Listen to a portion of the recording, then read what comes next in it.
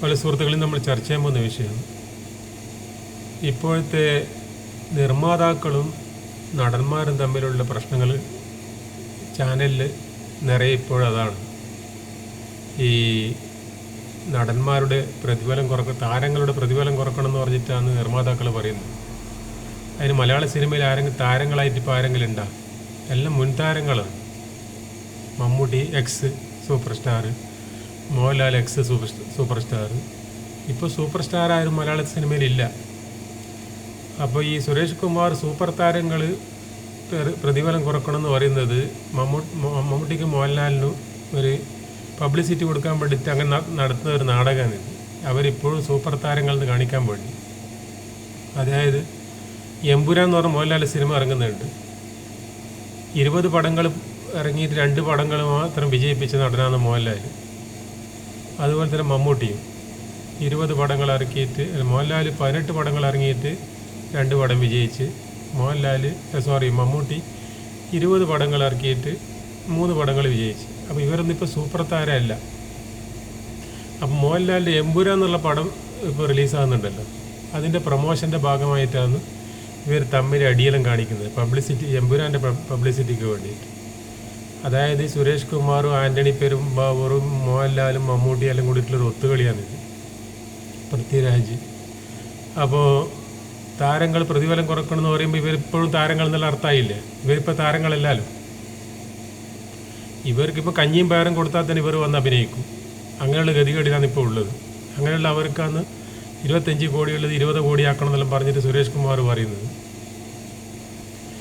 ഈ ആന്റണി പെരുമ്പാവൂർ അങ്ങോട്ട് ഇല്ല, നമ്മൾ മോഹൻലാൽ പ്രതിഫലം കുറക്കൂല. അപ്പോൾ മോഹൻലാൽ ഇപ്പോൾ സ്റ്റാർ വാല്യൂ ഉള്ള പോലെയായി. തമ്മിൽ കളിക്കുന്ന നാടകമാണ്, ഇതെല്ലാം സുഹൃത്തുക്കളാണ്. അപ്പോൾ ചുരുക്കി പറഞ്ഞ ജനങ്ങളെ വിഡ്ഢികളാക്കിയിട്ട് തിയേറ്ററിലേക്കൊക്കെ കയറ്റണം. ഇപ്പോൾ സംഗതി എന്ന് പറഞ്ഞാൽ ഈ ഔട്ടായ നടന്മാർ തിരിച്ചു വരാൻ വലിയ പ്രയാസമാണ്. മമ്മൂട്ടി 86 ഔട്ടായിട്ട് തിരിച്ചു വന്നതെന്ന് പറഞ്ഞാൽ മമ്മൂട്ടി അന്ന് ചെറുപ്പമാണ്, 35-36 വയസ്സേ മമ്മൂട്ടിക്ക് അന്നേരമുള്ളൂ. ഔട്ടായാലും തിരിച്ചു വരാനുള്ള ആരോഗ്യവും ഇതെല്ലാം ഉണ്ട്. ഇന്നിപ്പോൾ മോഹൻലാൽ 65 വയസ്സിലെ മോഹൻലാൽ ഔട്ടായ തന്നെ പിന്നെ തിരിച്ചു വരാൻ കഴിയില്ല. ഇപ്പോൾ ഓൾറെഡി ഔട്ടാണ്. അപ്പോൾ ഈ എമ്പുരാൻ അവസാനത്തെ കച്ചിത്തുരുമ്പാണ്. അതിലെങ്ങനെയെങ്കിലും പിടിച്ച് കയറാൻ കഴിയില്ല. കയറിയാൽ തന്നെ പിന്നെ അടുത്ത പടം പൊട്ടു. ഈ എമ്പുരാൻ മാത്രം വിജയിച്ചാൽ മതി, അതിനപ്പുറത്ത് അടുത്ത പടം വിജയിക്കണ്ടേ? അത് വിജയിപ്പിക്കാൻ സാധിക്കില്ല. ഇപ്പോൾ ഉദാഹരണത്തിന് ഇപ്പോൾ ഒരു ഫുട്ബോൾ കളിക്കാരൻ, നല്ലൊരു കളിക്കാരൻ, 25 വയസ്സിലെ കളിക്കാരൻ, ആ കളിക്കാരൻ കളിച്ചുകൊണ്ടിരിക്കുമ്പോൾ ഗ്രൗണ്ടിൽ നിന്ന് വീണ് കഴിഞ്ഞാൽ അവന് പെട്ടെന്ന് എഴുന്നേൽക്കാൻ കഴിയും.